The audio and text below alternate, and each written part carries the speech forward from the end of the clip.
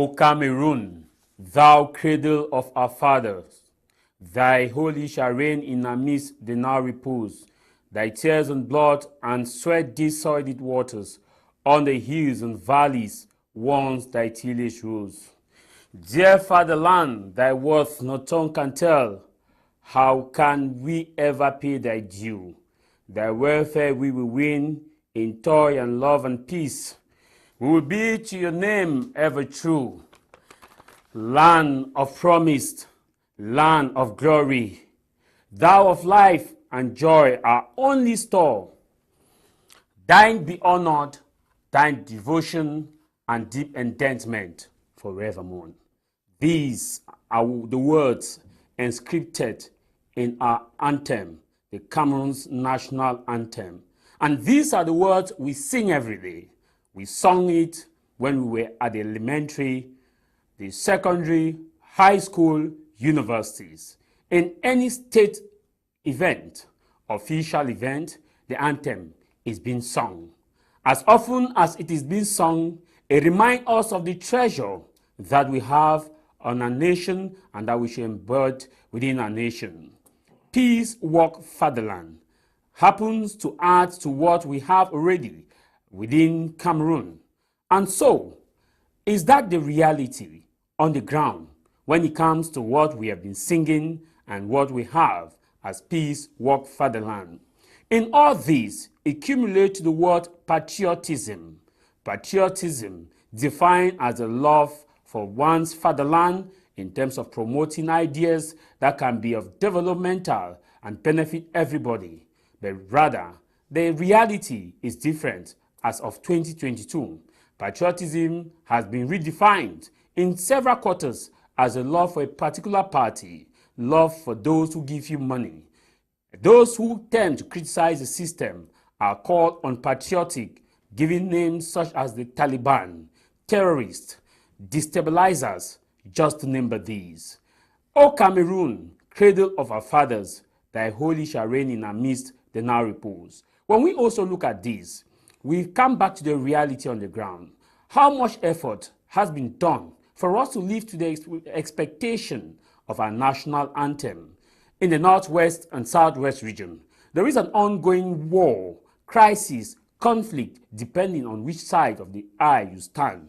In the eastern part of the country, we have faced with Seleka rebel crisis. Within the northern part of Cameroon, there is an increase in insurgency from the Boko Haram crisis that has claimed thousands of lives, added to that of the northwest and southwest region, or the Anglophone region, regardless of which side you stand.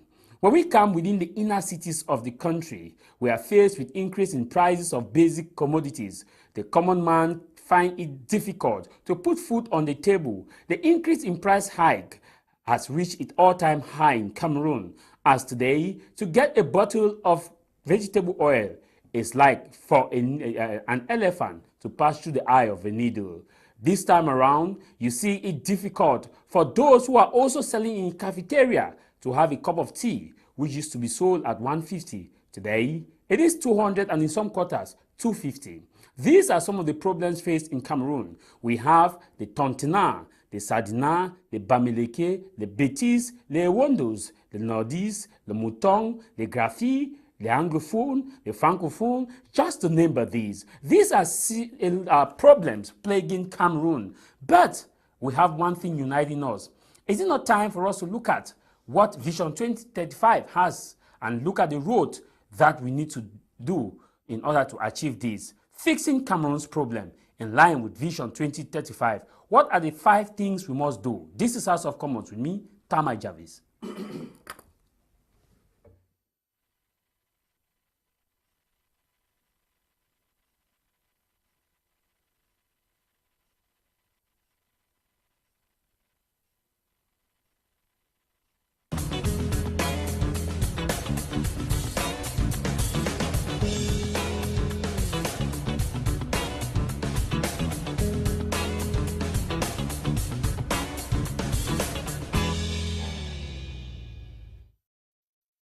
Welcome back from that transition. If you are just joining us, you're watching House of Commons. Here in the studio, we have Dr. NICK Ngwamyam, who has been very clear as far as fixing Cameroon is concerned. He is the founder of the Confederalist idea within Cameroon and believe that if the Confederalist idea is brought into question, it will help to reduce a lot of problems that we face in Cameroon and will help to live to the expectation of O Cameroon, cradle of our fathers, land of promise, land of glory, and deep endowment forevermore. Dr. Nick, happy Sunday.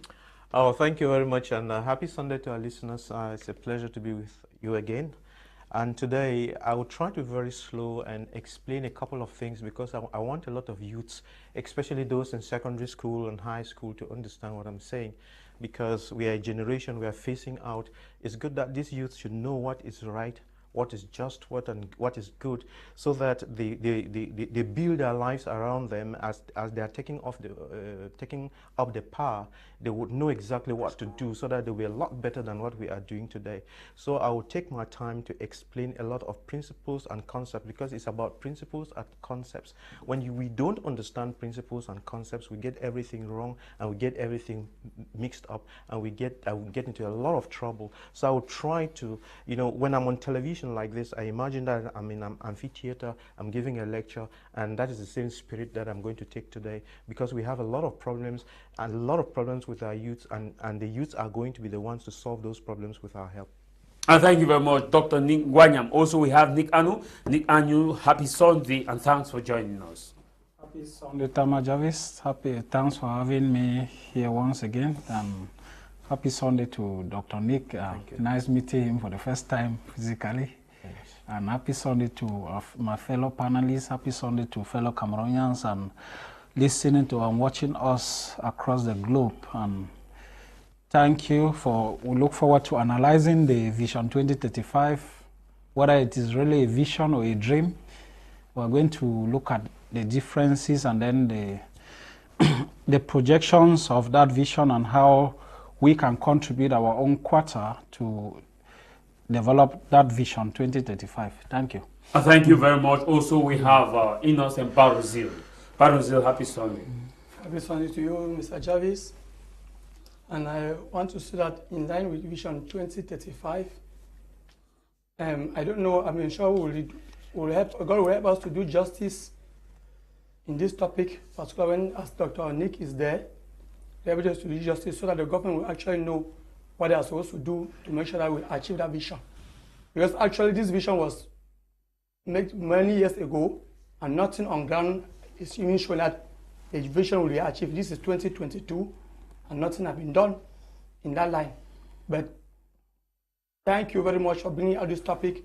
We'll do justice in it, and the government will follow what, I just hope we are following this program, they follow what we'll be able to say here, then I'm sure the vision will be achieved. Okay, Dr. NICK Ngwamyam, I'll start with you. Yeah. From when you were born till now, I'm sure you must have sung the anthem several times, yeah. And you are always that father that see that we must live to the expectation as to what we preach. Yeah. Fixing Cameroon's problem. What are the 5 most important things we have to do in line with Vision 2035? Thank you very much. Thank you. Before I narrow you down to the 5 problems, let me first explain a couple of things. We need to know how things work. It's very important. If you don't know how things work, then you will never get around to fixing things, and you keep blaming people. And it's the way nature put it, whether you like it or not, that's not the problem. Whether you're a Democrat or a Russian or what, it doesn't make a difference. Now, this world as it is functions on 3 pillars. Number 1, that's you and I. Number 2 is the environment in which we live. And number 3 is God. If you forget, think of the Garden of Eden. There was the Garden of Eden, that's the environment. Then there is God there, who is the master planner. And then there was Adam and Eve. Adam and Eve are you and I. So that is the setting. And what man does to the environment with the blessings of God is what matters. When you forget that and you begin to think that you're God, that's when you get it all wrong. Now, the second thing that we have to understand is the definition of wisdom. I didn't know about wisdom until I listened to Pastor Chris many years ago, probably 8 or 10 years ago, in one of his programs. If I were to ask a lot of you, what is wisdom? it becomes already, if one just woke you out of sleep, what is wisdom? You would not know how to define it, and you start quoting Solomon, he was the wisest person. Yes, it's an example, but that's not the definition. And even when what I'm going to give you as a definition is very tricky.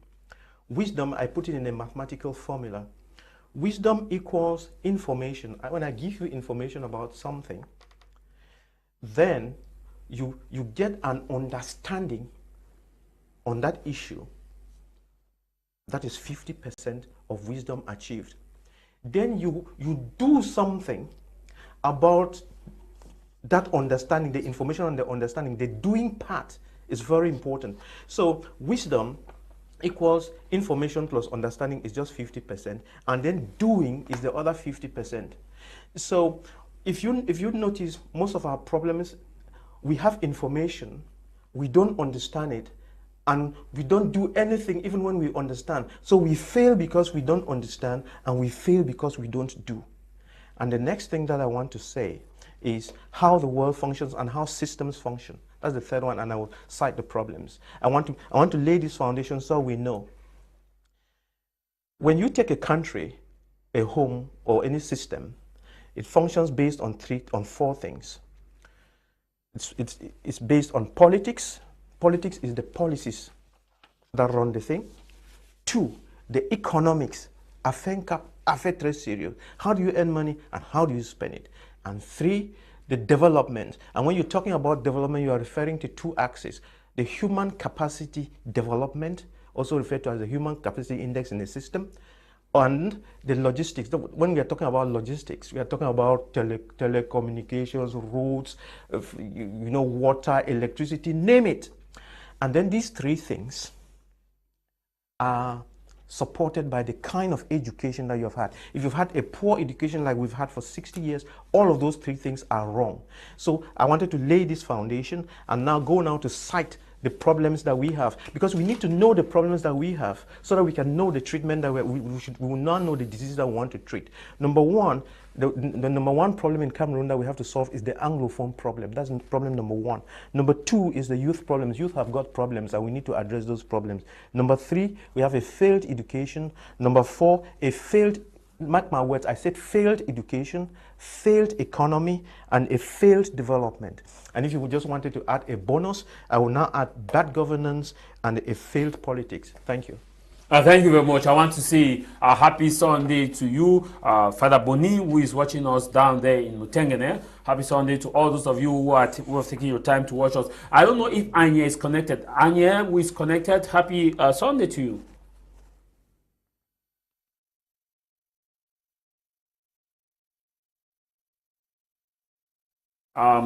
Why we're struggling to get to Ayen. We'll come back to you, Dr. Ning, in a couple of minutes or so.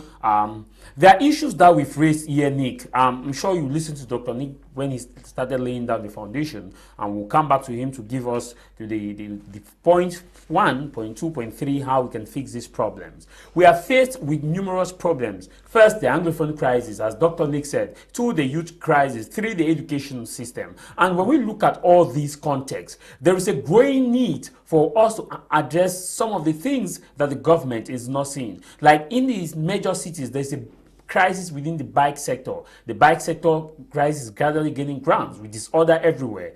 And what do you think that if President Biya is listening to you today, what are the 5 urgent needs that we must fix in line with Vision 2035?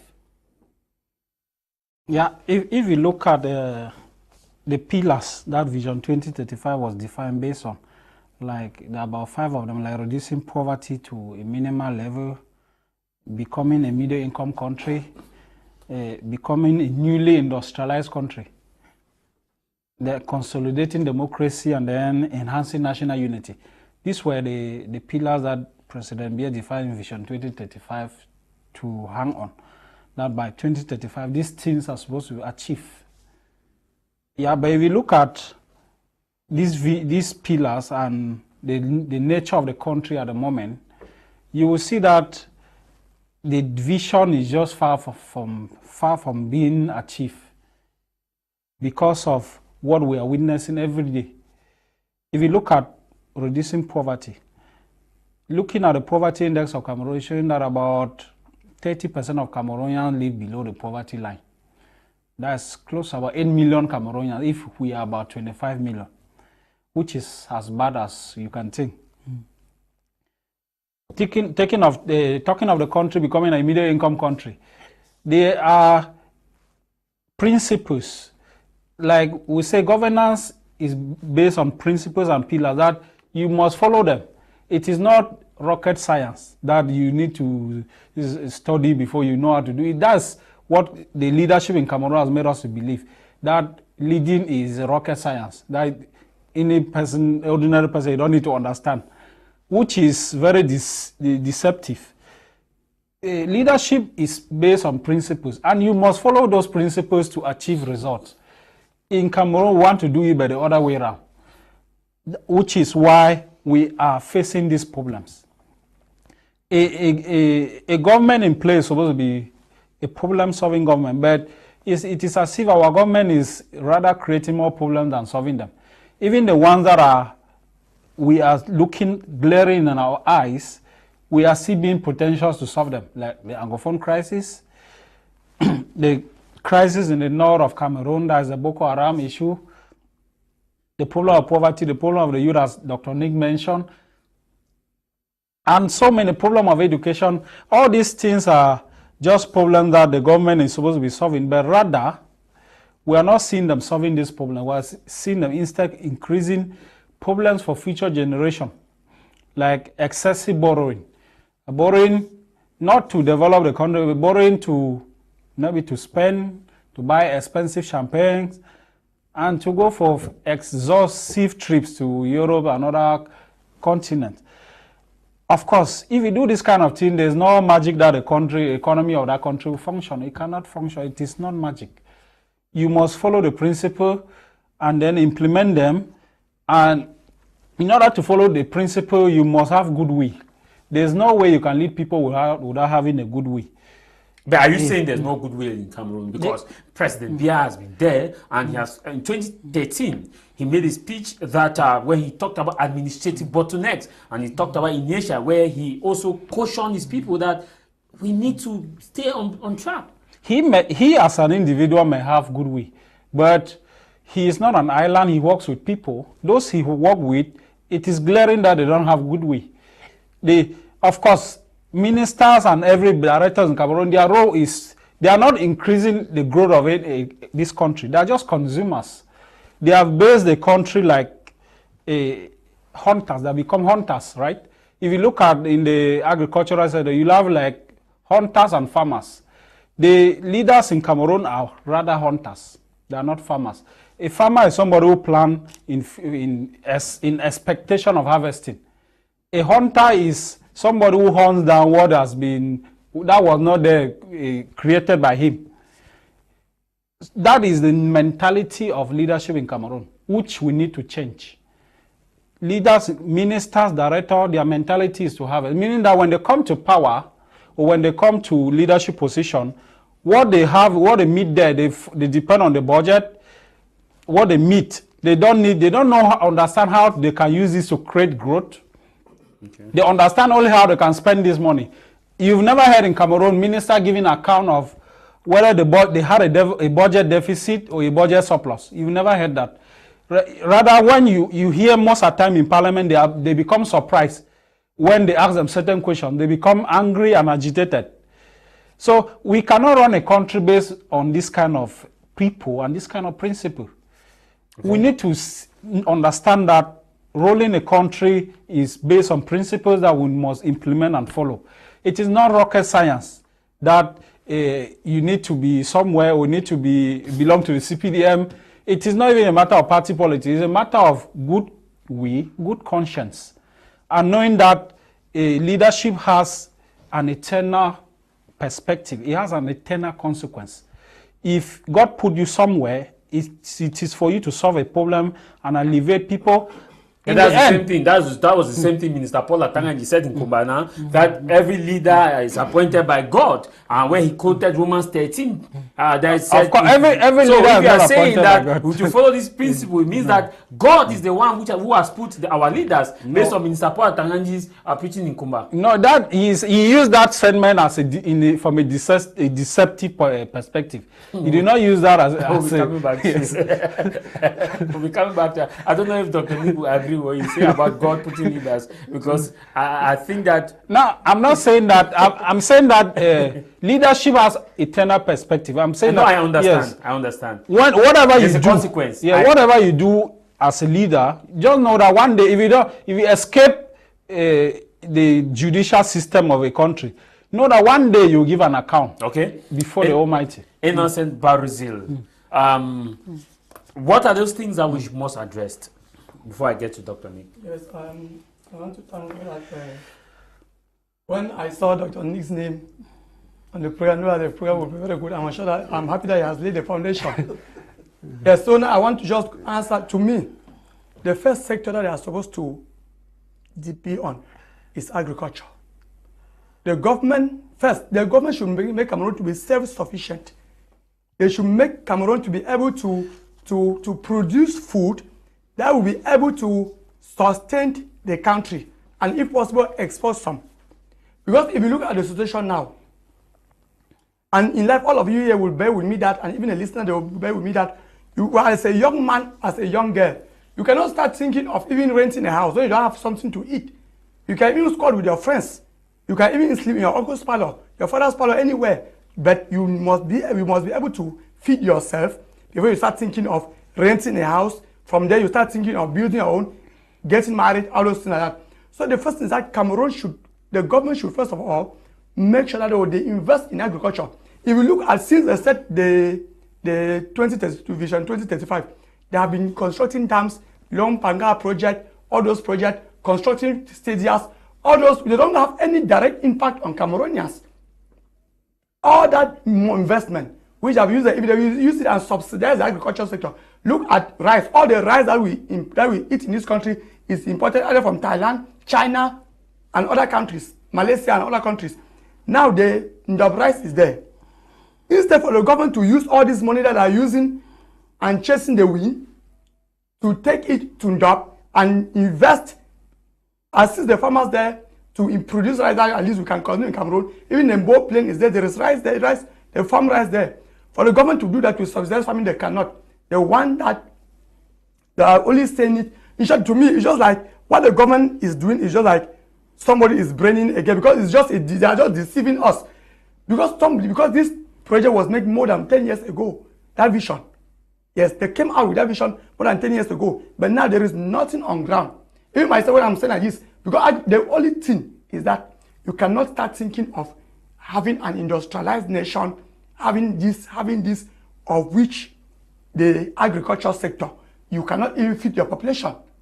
Yes, it's a disgrace that up to now, almost about 30-something years in power, the president and his ministers are not able to feed Cameroonians. And because there are two common food that Cameroonians depend on, gari and rice. But all rice is imported from foreign countries.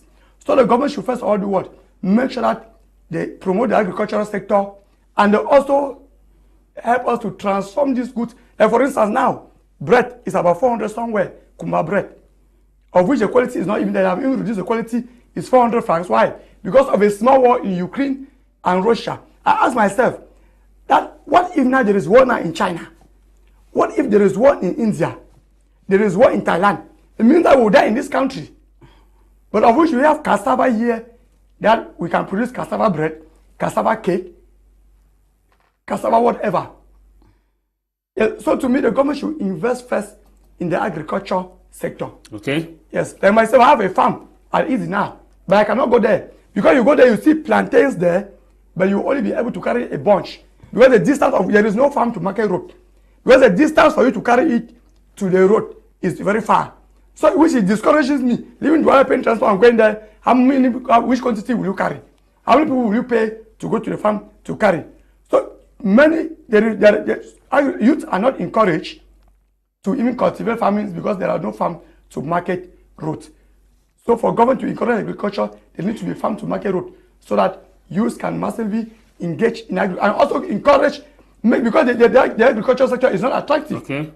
And that is the highest sector in Cameroon because it does not disappoint.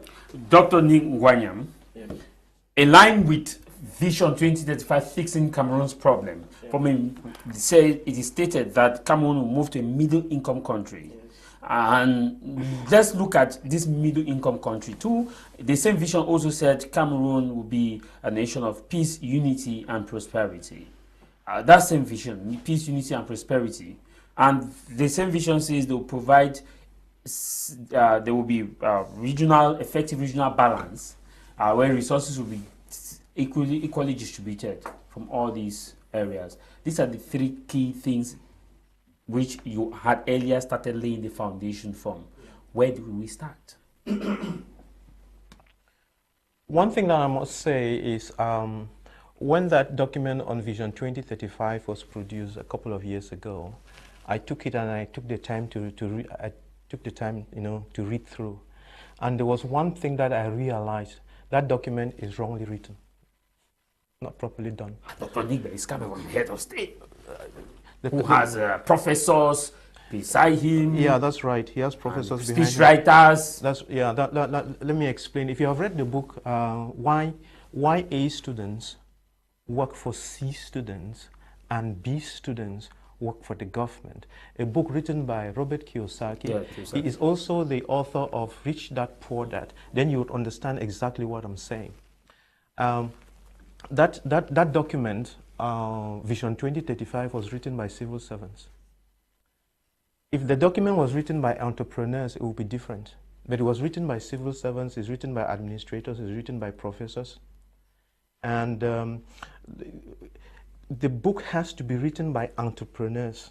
An entrepreneur is someone who identifies a problem and then thinks through the problem and pulls the resources and solves the problem. But most of these people, they just lay things out and are more interested in their salary and what they will be paid for writing the document.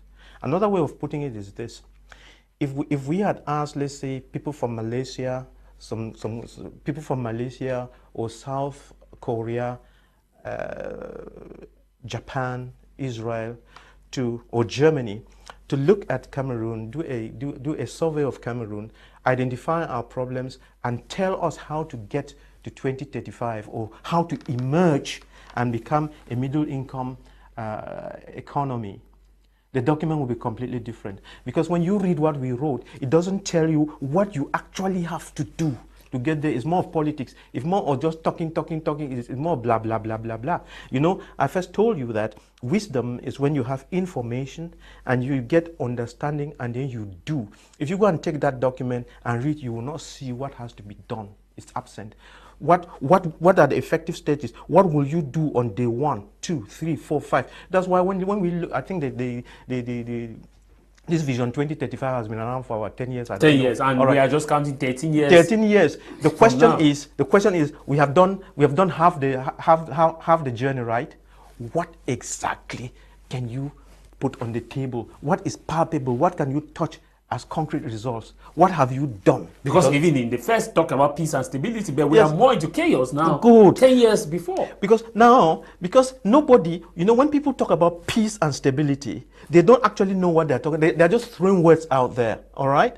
Because I don't want to take a lot of time, but when you want to understand peace and stability, you have time, Doctor. Yeah, when you want to understand peace and stability, you know, Mr. Kum also discussed a topic the other day on this platform. What comes first, peace or justice? And there are a lot of concepts. When we don't understand concepts, then we get missing along the way. This is what I want to say.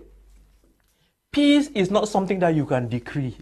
It does not happen anywhere in the world. You cannot decree peace. It doesn't happen. Even if you are as strong as President Biden or the one of Moscow, you cannot decree. It is not decreed. Let me explain. Peace is a byproduct. It's not a product. It's a byproduct of something. So when you want peace, you don't work for peace. You do something, and then peace will show up. That's how it happens.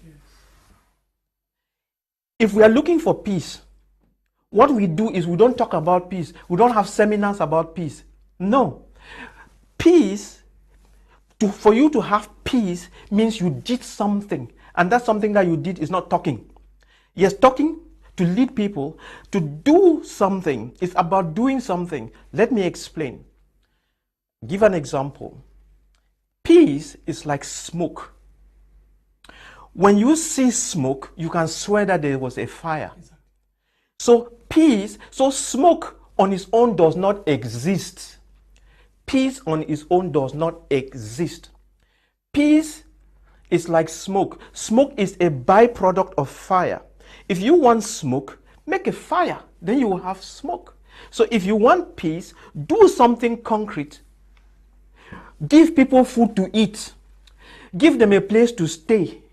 Solve their problem. You know the Maslow's hierarchy of needs, what you were saying a moment ago. Those physiological needs. Meet the needs of people. Food, water, air, excretion, all the, sleep. Then, second level, place safety and security. Third level, love. Fourth level, ego. Fifth level, help them to actualize themselves, self-actualization. Sixth level is what is called again, I've forgotten how it is.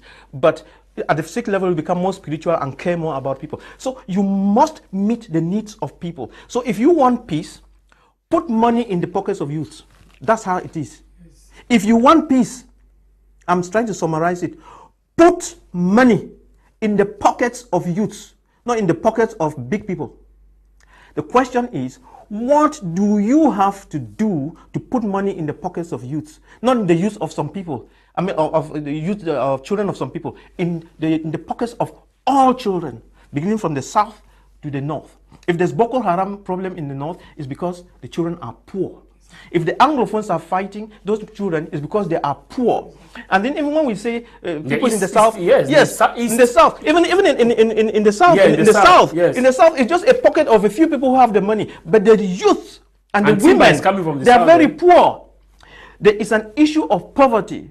So the question is, when you want to get to 2035, solve the poverty problem. What are you going to do to solve the poverty problem? That is the question. If you solve the poverty problem, you would have solved the youth problem. Rephrase the question. How do you put money into the pockets of youth? You're not just going to go to the public treasury, take money and be putting in children's pockets. No, you have to create a system through which people create private wealth. That's how it works. So the question now is, what do you do to empower people to create private wealth? And in the course of creating private wealth, they create communal wealth. That means they participate in the development of a nation.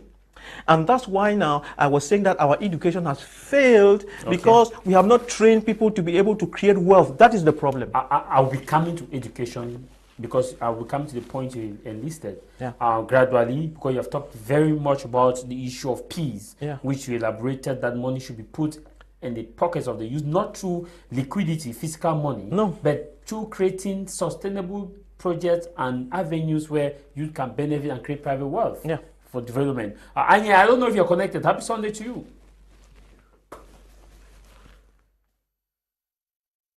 Happy Sunday to you, Ayen. Yes, happy Sunday to you. I'm getting you. Speak, I'm getting. Happy Sunday. I'm sure we have. Sunday. Yes, I'm getting you. How are you? I can't get you again. I was getting you a while ago. We're having some technical issues there. I'll be coming back to you. I'll just try to reconnect again. Yes, let me just briefly. Yes. So what I just want to say is that can you yeah, I can get you. I can get you now. You've been following the program. Do you agree with all what Doctor has been saying here?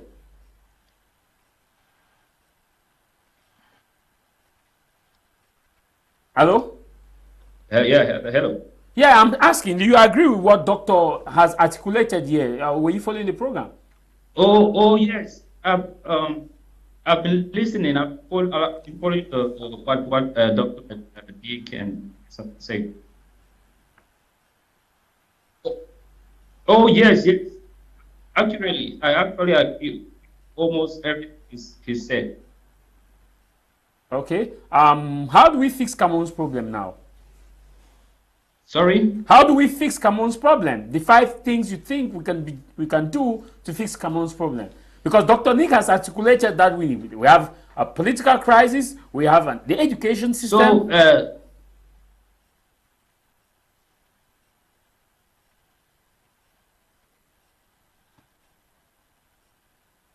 We seem to have a problem connecting you. I'll be coming back to you so that we don't waste most of the time. Nick, you wanted to say? Yes, you wanted to say that, as Doctor is saying, those crises are created because of poverty. You imagine, I know that women have powers that they can call their children, even in the Southwest and Northwest, until they now stop this. But you are a mother that your child has graduated from the university, he has not been able to give you a franc, and some guys just go and tell them that, gather them and say, pick guns, we'll be paying you, and at least they are making him not to come and give you some money. It will be difficult for you that you are seeing money to call your son to order. Because why? All this because of poverty. Yes, so even in the north, everywhere. So as Dr. Nick, I want to actually, I agree with him 100%. They should make sure that what youths have money. Because imagine that you leave school after 5 years, you have not had a job, you have never seen 50 francs that is your own, and somebody now promised you that he will be giving you 80 francs every month. You are forced to do something which is against the state and against humans. Okay. Yeah, so the government should try and create avenue for youth to excel, for youth to do something which can make them have money. Nick, I know. I don't know, we wanted to react to what the doctor said. Or I go straight to my question. If we are looking at the middle income economy, we are 13 years to go, which is not far from now. In 13 years' time, are we sure that will be a middle income country? For if you look at the present parameters, you can only judge from there, because you cannot really know what will happen in the next 13 years. But if you look at the parameters, what has been set in place, we cannot get to Vision 2035. Looking at the present state of affairs, it cannot be possible. It is not magic. Because I don't think those who really conceived this Vision 2035 really knew what they were really doing. Or they really wanted Cameroon to be emergent by 2035. When you say you don't think they knew what they were doing, are you by any point... No. Are you by any point then questioning the intelligence of the head of state and his people? That they don't know what they are doing? Not that they know, and positively, I think they don't really, they did not really mean that Cameroon should be emergent by 2035. That's what I mean. Okay. I'm not really like, I'm not being insultive or in whatever way. Just to get that clearly. Yeah, I'm saying that vision. When you set a vision, if you set a vision to build a house, you start by drawing a plan. It's not, you don't start by buying zinc or buying cement and keeping that. You first of all draw a plan of the kind of house you want to build. The next thing is you look for means how you get materials to build that house. The next thing is, and so on and so forth. What does that mean? I don't want to go analyze in that direction, but I just want to say that if you set a vision, you need to set achievable goals. Mean that you want that in 2 years, I want to achieve this. In the next 5 years of this vision, I want to achieve this. In the next 10 years, I want to get this. That is how a vision works. If you read at that vision 20, you will not be able to see how a roadmap, a clear roadmap of how they really wanted to achieve vision 2035. So it will be like somebody want to build a house on sand. It will never, when the tempest will come, that kind of house will never last. So Vision 2035 to me cannot really work in a kind of... There is no achievable goal, like 1 year, this is what we should achieve, 2 years, 3 years, like Dr. Lee was saying that there are 10 years, there is nothing tangible. To me, even you as a common person, when you want to do a project, that's what you do. You write the achievable goals, you write that in this time I want to do this, in this time I want to do this. That's how you do. It goes from there to national level. It is not something from space that you have to bring and be telling us big theories. No, it doesn't work like that. If you want to achieve Vision 2035, the first thing, what do you do first?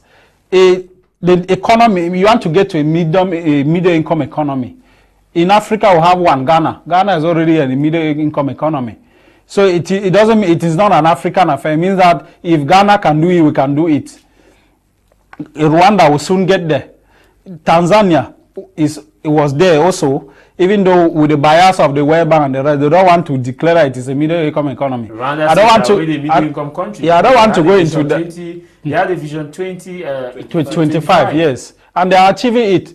If you look at, they set goals and they are achieving it, and the results are there to show. But when you say, when you use the word, even you as a common man know that there should be a short term, long term. Are you by chance saying that there's a problem with the system, that something's wrong with them? But something's wrong with the system now. You don't need a prophet to tell you that something's wrong with this system. That has professors, that have doctors who are even going on the street protesting that they need to be employed by the government. This is a system run by top professors. No. So why you say that what is a common man? Professors who think from a public service mentality. Yeah. What wealth do those professors create? Right. How many people can they employ? So that is what you should be asking. The kind of professors we have in Cameroon, those who blow only big grammar, and they cannot really show you any result apart from if you deprive them of their salary, they'll go and strike. Yes, that's what the kind of professor we have in Cameroon. So you should not entrust a nation to this kind of people. Wait, you say when you deprive them of their salary? Yeah, they will strike. They will go and strike. Deprive them of their salary. Doctor, I think this.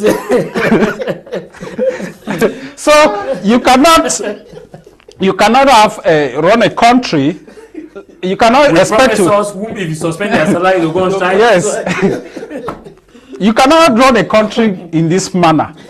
Of course, you cannot get to a middle income economy. Cameroon is an extractive economy. Extractive economy will depend on oil, will depend on minerals to build a economy. You cannot run a country like this. We need leaders who will think beyond natural resources. Okay. Yeah, think beyond natural resources. Netherlands, for example, greater percentage of their GDP is on exportation of this milk, this pig milk we drink here, we use here. About 60% of their GDP is based on that. Okay. Kenya is just flat. Kenya is flat. I'm just giving an example. Look at the minimum wage of a country that just has flats. The Cameroon has a penny too. I'm just giving an example for you to see that even the war that we say we are fighting in Anglophone, that they claim that Anglophones are fighting because there's petrol and all those things are useless. A meaningful leader will think beyond that. Think beyond natural resources. You think on how to create wealth. Okay. For the benefit of the people. The problem is just bad faith. Yes. Bad faith. Dr. Nick, you raised an issue, and I was coming to education, and that which is raised that professors, that we cannot run the country in a system where you suspend the salaries of professors, they'll go on strike, and you said something is wrong with our education system. That's right. How do we fix it? And what is the problem, and how do we fix it? So that when you suspend salaries, people should not go on strike.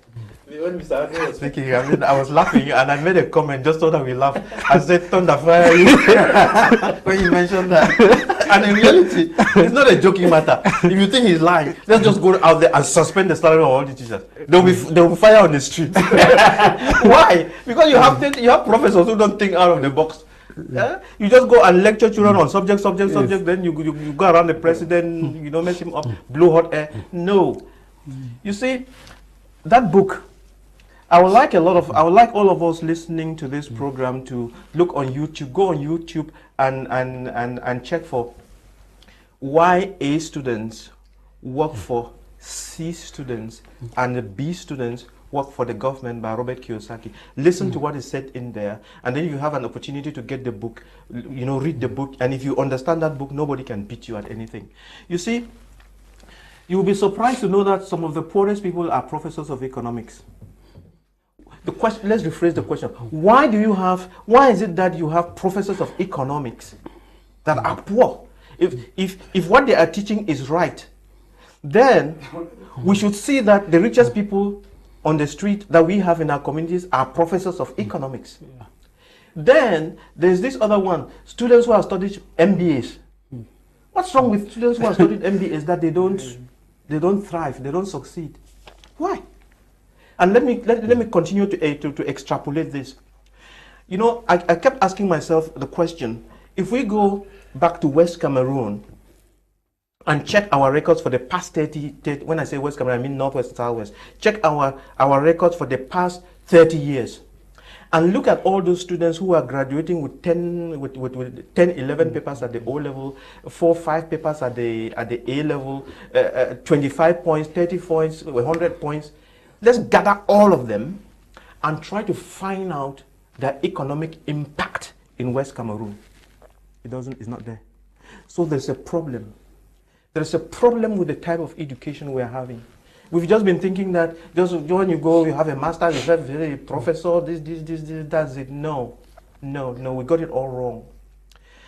Education, to understand education, when you are talking about education, is about training your mind to be able to think out of the box.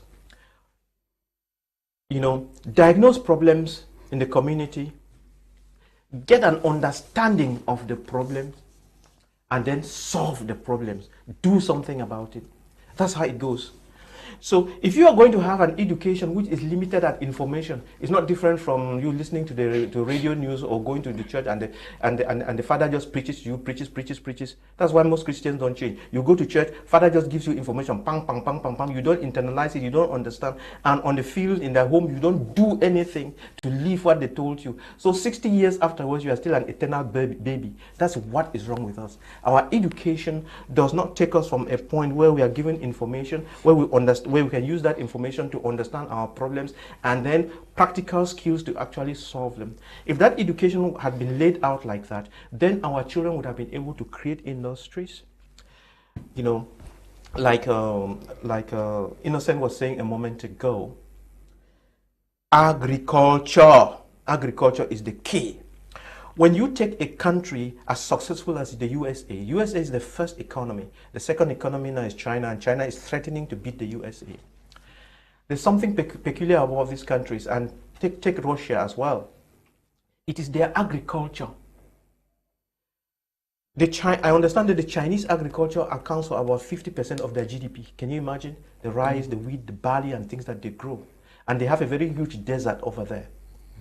America, the backbone of the American economy is their agriculture, besides their other technologies.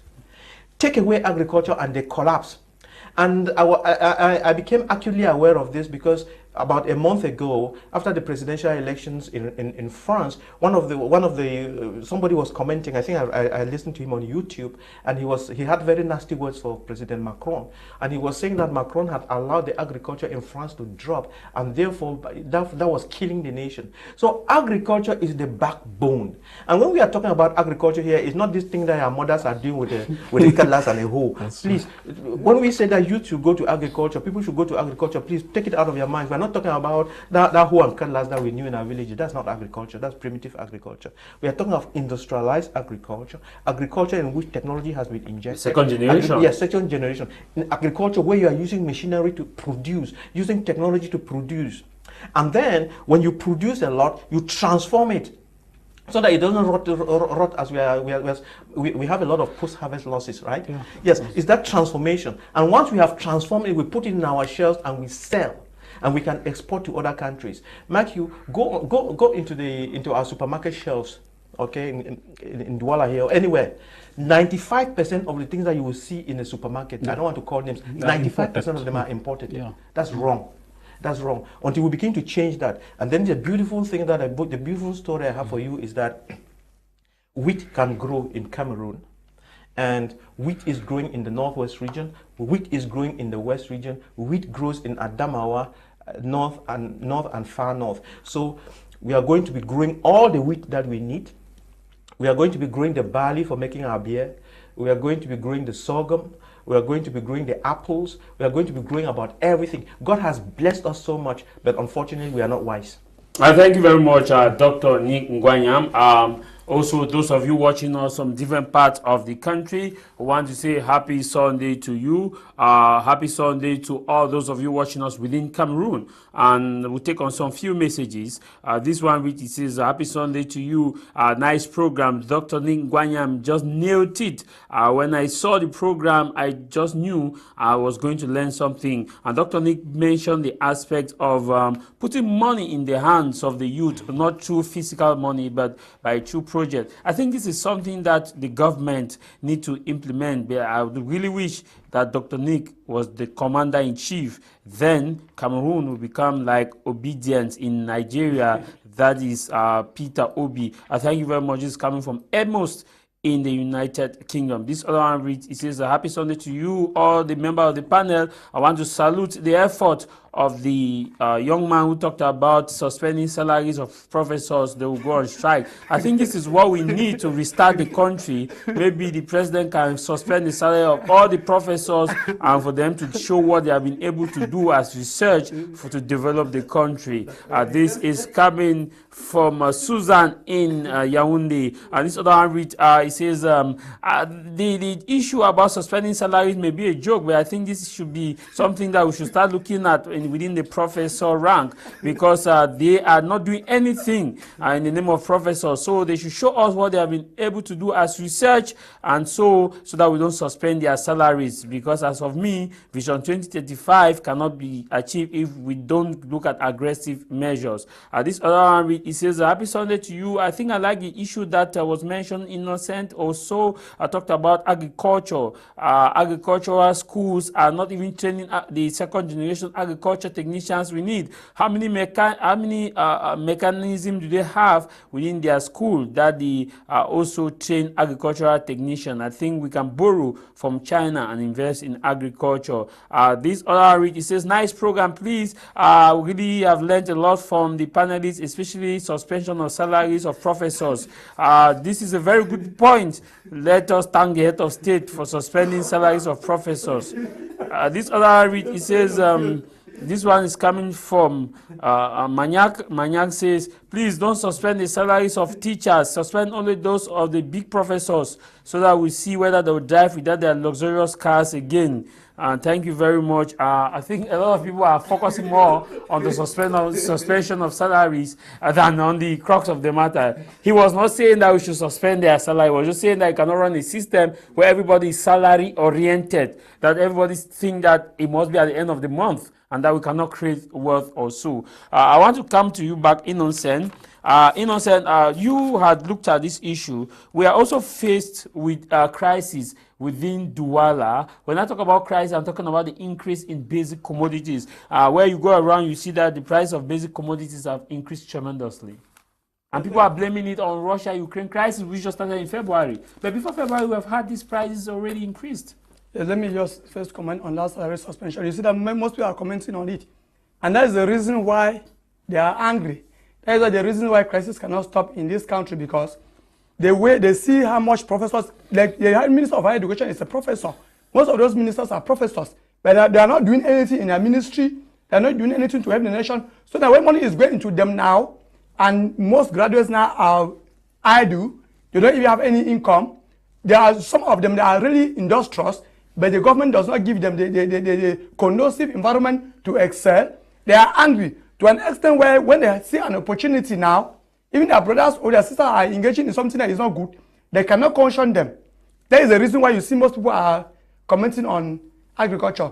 And I want to also say that, on that point of salary suspension, of salary, because it's because of anger they are doing that. Because they see that some people are eating fat while the youth are unemployed. And I also want to say that concerning these professors and the educational system. Yesterday I was discussing with one of my friends in the quarters. Before I come to this thing, the most important is that most of these professional schools, professional universities, they derail students. That is the gospel truth.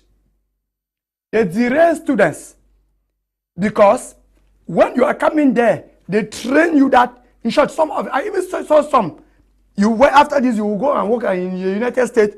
You have opportunity to work in Germany. You have opportunity to work in Canada. You have opportunity to work.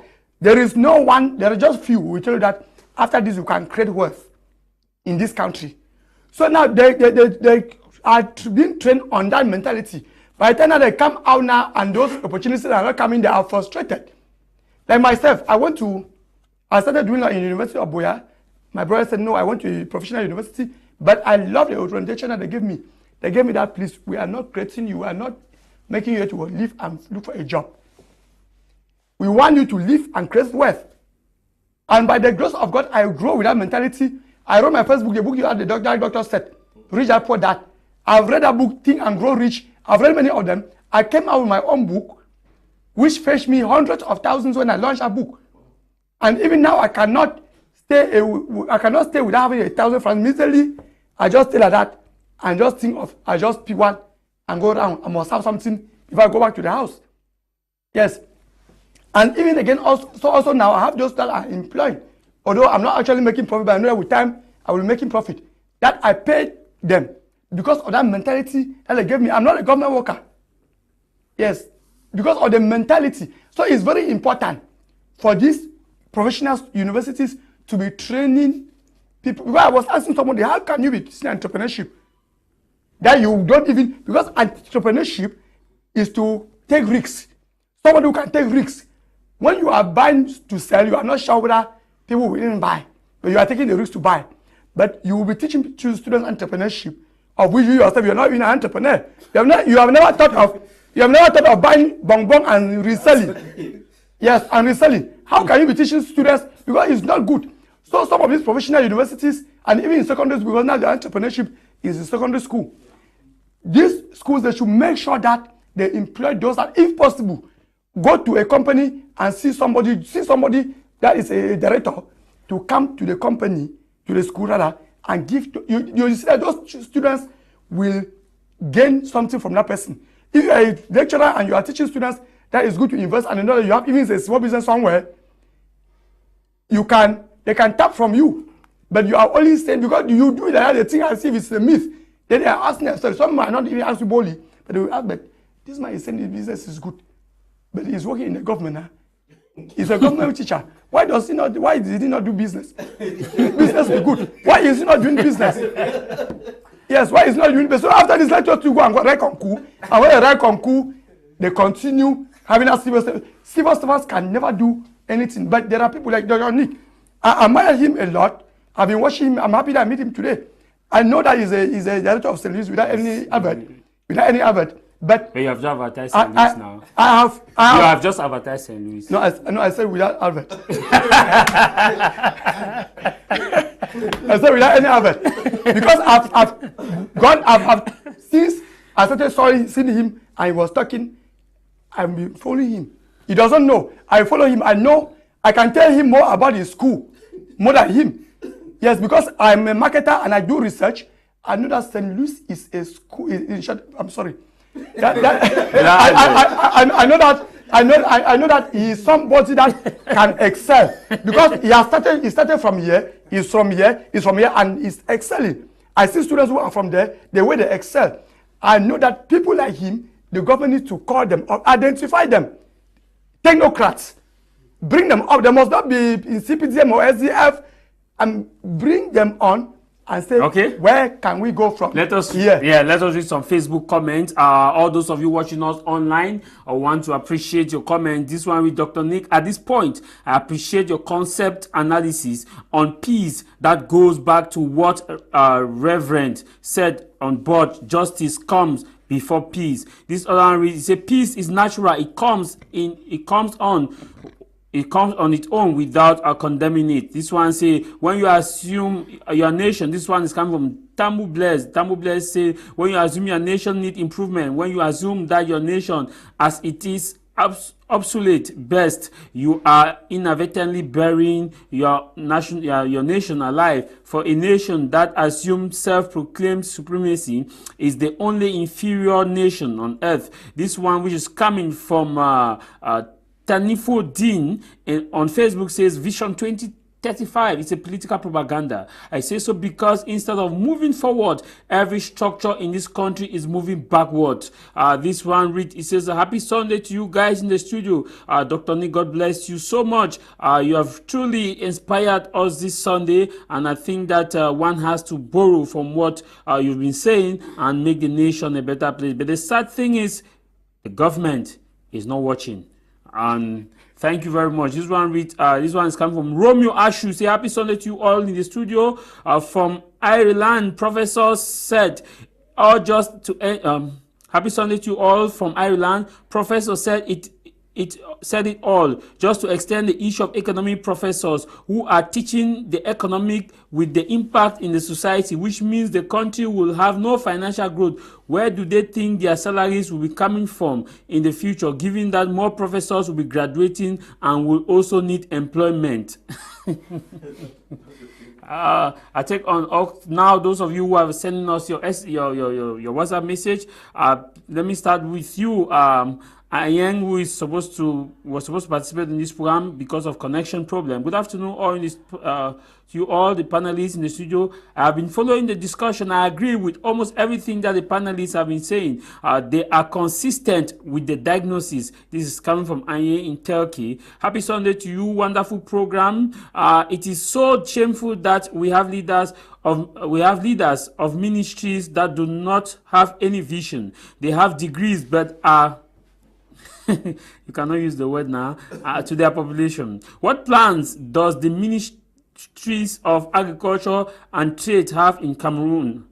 How can we talk of Vision 2035 in an economy that lives on importation? Cameroon is blessed with a lot of agricultural resources that can be transformed into final products. We grow all types of legumes and fruit, yet we import fruit juice. Our money leaves the country. There are 4 important ministries that the government needs to be aggressive. The Ministry of Secondary and Higher Education, the Ministry of Agriculture, the Ministry of Trade, and the Ministry of Small and Middle-Sized Enterprises. We have more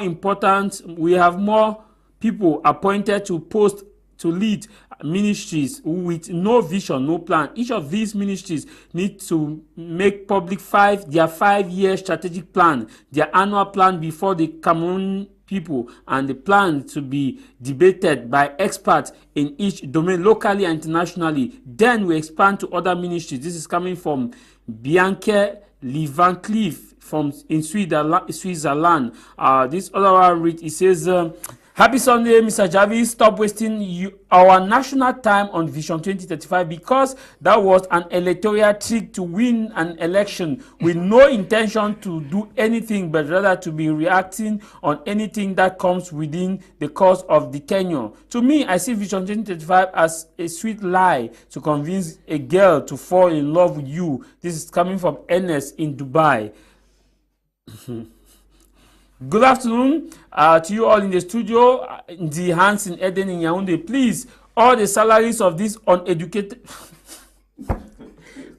all the salaries of that professors should be suspended because they are not impacting anything in our society.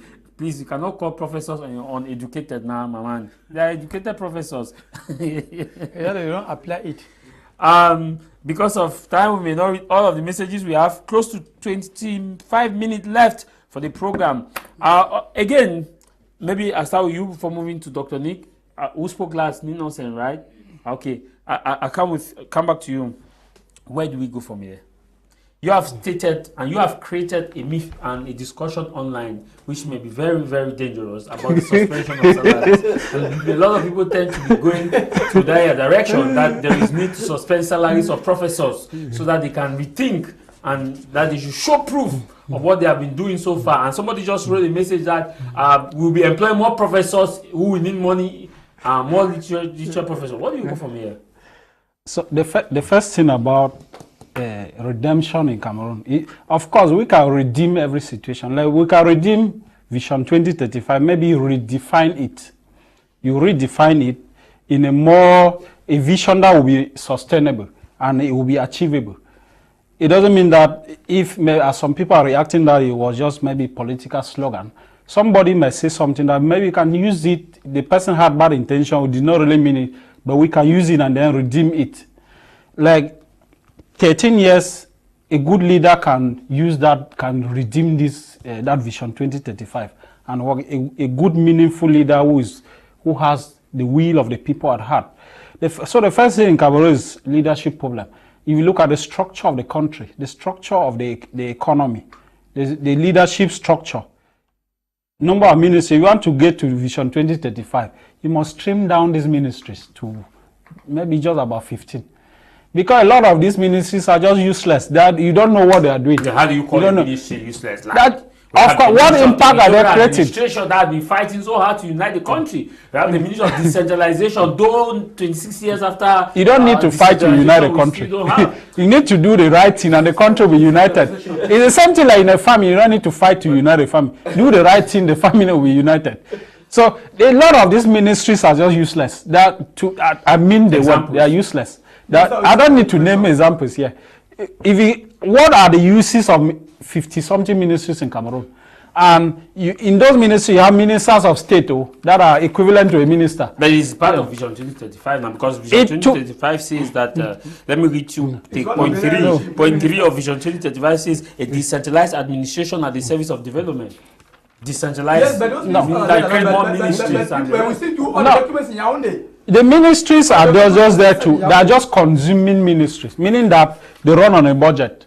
You cannot hear that, as I said before, that you've never heard a ministry in Cameroon define, coming to parliament at the end of the year that the budget will define at the end of the year. This is a balance we had. You will never hear them say that. So what are really the use of all these ministries? Ministry of Education splitted into 3 or even 4, because vocational training is there. It is still part of education. There are 4 ministries of education.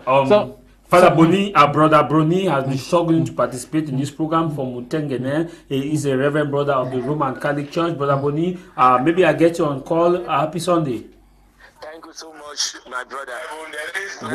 Yes. I'm following up the discussion, and I'm very interested. I want to thank the panelists and especially Dr. Nick, who is giving us the real information and has interest with the youth.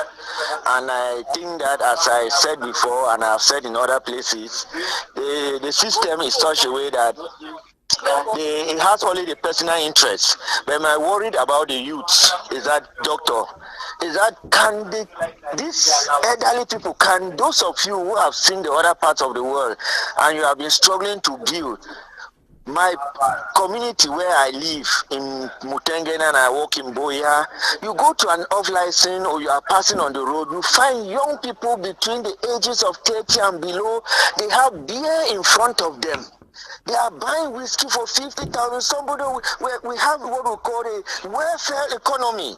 We only provide money for people and they cannot. You have. Yes, yeah, brother, I'm getting you. The elders leave this country to such a generation that know only how to spend and they don't know how brother, to. Brother, we're coming back to you. You can call us back. Let me get to Dr. Nick to address your issues. Doctor, yes. Brother raised an issue, and he said, he wrote me that he really wants to talk to Dr. Nick. Okay. I said, no, I will connect him to talk so Dr. Nick can reply. Yes. He said a lot of things. Just focus my mind again. He talked about the fact that, Doctor, you are somebody who is well exposed, he's gone around, and he has a problem. Yeah. That when he goes to his community that he is, like in Mutengene, where he is, he sees a lot of youth sitting and drinking. Yeah. What can be done? That's right. He is a brother from the Roman Catholic Church. Thank you very much, brother, for raising this question. It's very, very important. You see, when we talked about education, let me give you another mathematical formula. What we call success in life is 25% of all your degrees, all the bachelors, the masters, and PhDs. You know, some people have 2 or 3 masters and 4 PhDs at once, just one person, yes. And the professors and everything. When you gather all of that and put it together, a bag of professors, you alone, it just accounts only for 25% of your success. And I want everybody to understand this. Your real success, 75% of your success depends on your attitude and character, which is something that we are not aware of. Your attitude and character accounts for 75% of your success, no matter what certificates you've had. You like to go and study in China or study in the moon and come back. But if your character is not right, you are going nowhere. I'm making this as a statement of fact, and that everybody should take it, young, old, and small, it doesn't matter, but that's how it is. And we have neglected that aspect of character. I went to a good school. I went to a Presbyterian mission school, and I went to study it in JMBC and CPC Bali before going to QS and traveling around the world. And character formation has been the basis of it. It's very important. And when I'm very particular about youth problems and poverty, it's because I come from there. In fact, I know what poverty is. I can write volumes and volumes on poverty because that's my foundation. I came from there. I know what it looks like. I can spell it for you. But I'm saying it doesn't matter. You could have been born poor, but you can go from that state of poverty and become someone that you can feed others. You know, like Jesus was telling Peter, Peter, do you love me? Peter says yes. He says, Peter. Then Jesus says, feed my sheep. That is the role that we are having here. I'm here to show you how the sheep can be fed. And whether you are poor or what, it doesn't matter. You can change your story. And character is very important. When I went to QS medical school in 1977, I just came from Bamenda to Yaoundé. I was very worried because I could see a lot of these women. They will get up at 8 a.m., 7 a.m. when we were going to school, and they'll be drinking alcohol. And then, you know, I would have my hands on my head, and we were so scandalized. That's 1977. And we were so scandalized. I said, but how can people be drinking alcohol? But today, oh, what do we see? We see young boys. A young boy, 15 years old, drinking alcohol, even if he's drinking at midnight, it's already bad enough. Then he is drinking at 7 a.m., 8 a.m. with others, and they're playing jambo, and with all sorts of looks and so on, doing all sorts of funny things. And these are used human resource. That is the human resource we are talking about. When you are talking of violence, violence has got to do with all those youths. And then there are so many youths too that have come from families where the family care is not very good. I don't want to say, you know, the parents, and they don't mold the children very well. So those children grow up and become a problem to the society. We need to pay attention to our youth. It's very, very important. If we don't pay attention to our youth, we are going nowhere. We have to help our youth that have fallen by the wayside to put them on track. But this is another thing that I have to say about looking after our youth. Sometimes some youths, they go to school and they're not paying attention and they're distracted. And you will see some other youths, they are very good in secondary and high school. When they go to the university, then they lose track and they become distracted. Sometimes we should not blame them. It's because of the way our educational system has been crafted. Our educational system is crafted in such a way that the teacher spoon feeds the people. But children who are creative and are proactive, they want to discover things for themselves. They want to do things on their own. They have a creative mind and they are running faster than the class and the teacher. And then when they study, they go beyond the notes and the textbooks and so on and look for material. And when the teacher is examining these children, if the student were to give him that other extra material and things he has discovered, the teacher will score him 0. So you just need to cram this thing and come and vomit it and have A grades. And those kind of children become frustrated. That's why our school system has to be recrafted so that the energies of the children are engaged in the education and the promotion of skills and many of these things, and they'll become productive. Just like my brother Innocent was saying here, you know, even if you are in a professional school and they're telling you study so that you can go abroad, don't understand it in that sense. Understand it in the sense that you have to be good enough that you can work abroad. If you are good enough to work abroad, you'll be good enough to work here. But even what we call the professional schools, most of them are fake. Excuse me. Happy Sunday, Javis, and all over there. I will subscribe to the voice of the analyst who said salaries of professors should be suspended so that they too can feel the impact which the common man in the street is passing through. The vision of 2035 is just hallucination. Coming from Stephen from Yaoundé. This one is good afternoon to you all in the studio. The Cameroonian professional educational system needs more than practical training, and the 70-30 rule will well implemented. I am a CEO of a company, and my biggest challenge is having competent staff. I train most of my workers before recruitment. That shows how our professional education has failed. I think some of these professional schools should work in partnership with business owners to support their practical work. This is coming from Genesis in Douala. This other it says a peace and blessing to you all. Very important topic. This is what I propose. 1. Proper spiritual, moral and secular training and upbringing. You learn the alphabet before learning how to read. 2. Undiluted socioeconomic and political justice. Divine laws surpass the human legislation. 3. Empowerment of women. They constitute more than 60% almost every country. 4. Research on science and technology to carry the trajectory of agricultural innovation and industry. 5. Democracy, socialism, and monarchy have woefully failed mankind. We should adopt spiritual politics. Be your sister and brother's keeper. Hope I make sense. Yusuf Kome, writing from Guinea Conakry. This one read greetings to you, panelists in the house. How I wish the government bench of this country is following this program. Any economy that only knows how to consume and can't produce is doomed. The government bench of this country has... Thank you. They have heard. Hello, happy Sunday to you, crew member on board. I want to salute the wisdom of Dr. NICK Ngwamyam. I just want to beg Doctor to stay off politics. He might fall into the same situation like others. This is coming from Ni Faso. Thank you very much. Good afternoon. Thank you, Dr. Nick, for this wonderful insight. I think you are right when you say our system frustrates students who think out of the box. I speak to you as one of the victims. For obvious reasons, I will not give my name, so those who are frustrating me should not follow up. we are slowly out of time. What way forward do we have? We have 5 minutes. What way forward do we move from here? Yeah, I will still repeat on. Once you have the right. When you talk about leadership problem, are you by default saying that means that the leaders we have are God blessing? Are you saying that God did not bless us? I don't want to be so personal.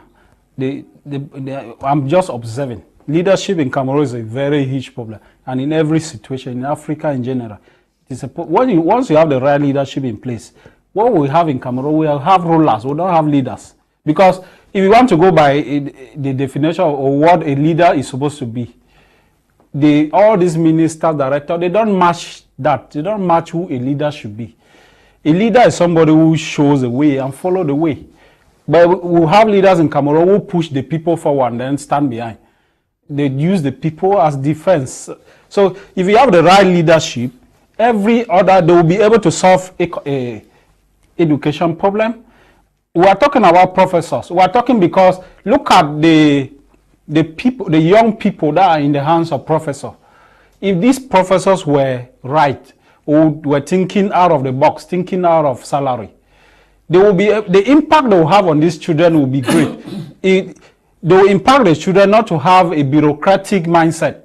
So that imagine impacting a million students for maybe just 5 years.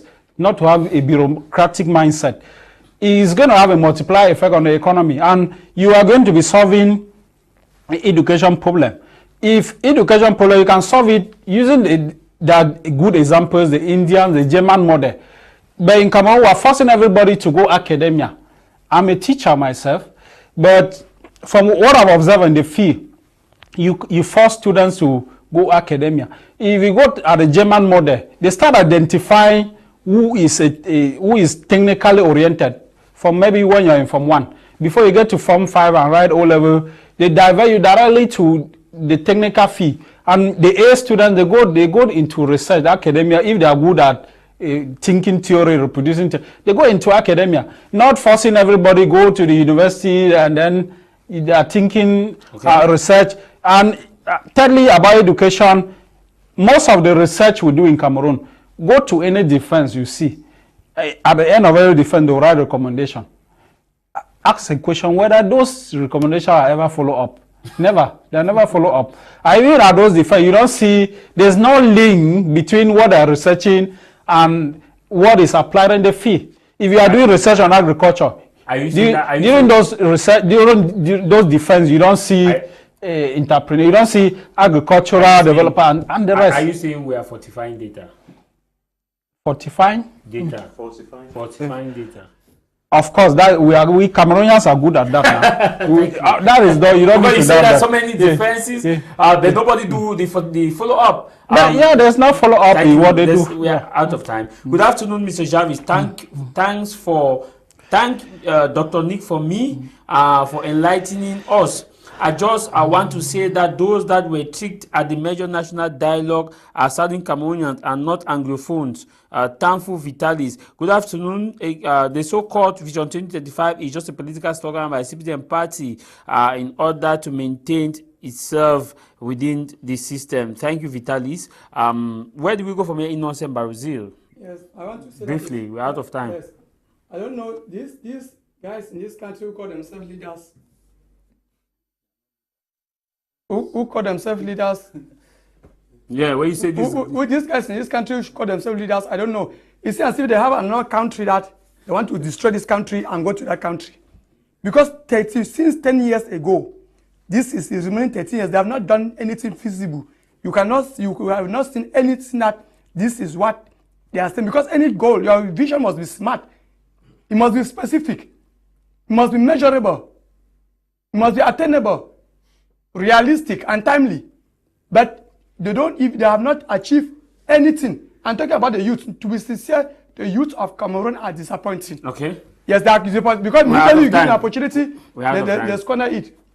Before Dr. Nick speaks, if you want to be a panelist, you want to take part in our program, you can contact me on the numbers on your screen. I will include you in our WhatsApp group. And when we have a topic such as this, we'll put it in the WhatsApp group. If it is what you want to participate, we'll put you on the agenda and you come and participate. Participation is free as long as you take responsibility for what you say. Dr. Nick, where do we go from here? Oh, thank you very much. Just before we leave the studio, I want to mention two things, just to bring clarity to two things. Number one is about entrepreneurship. When we talk about entrepreneurship, you know, a lot of people teach or study entrepreneurship and they don't realize that entrepreneurship is like religion. You have to be part of it. You have to live it. It's not something that you read in the books and keep in the books. No. Entrepreneurship is a way of life. It's a mindset. It's not something that you are an entrepreneur in the evening and you are not in the morning. It doesn't happen like that. If you are married, you know that you are married all the time. It's not like you're married in the morning and not married. So entrepreneurship is a mindset. When you have that mindset, that is it. And I wanted to cancel something. You know, if you watch Nigerian films, you see someone, a young Nigerian would import, let's say he bring in 8 containers from China every week. You can bring in 1,000 containers from China every week. You are not an entrepreneur. So you see all these people who have imported fish and rice into Cameroon for the last 30 years. They are not entrepreneurs. They are buy-and-sellers. Yes. If you like, you have 100 billion to your name in the bank. You are not contributed anything. You are more of a disaster. An entrepreneur is someone. Envision. Look at the bicycle wheel, right? The bicycle wheel has got spokes coming to the center. An entrepreneur is someone who sits at the center. He identifies a problem in a community and then works out in his mind a way of solving the problems. Then he knows that John has the money, that one has got the land, this other one has the expertise, and then he pulls all these people and brings them and creates a system to solve that problem. He creates a system to grow wheat in the country. He creates a system to grow rice in the country. He creates a system to provide the fish in the country. Didn't have money. Right? Tell us what you are going to do to feed your family. That's the practical way of doing it. Okay, we will not pay you for 2 months. Come with an elaborate project, how you would feed yourself from now henceforth. If you don't come with that project, we are not re-employing you. because that's what you have to teach the children that you're bringing up, and also practice it. If we change the formula that way, then something will change, and we must change it, and it's coming. Thank you, Doctor. You have always been someone who have been prophetic. Talked about the national dialogue. You came talk about the issues, and you have also keep prophesying about another dialogue which you say will come.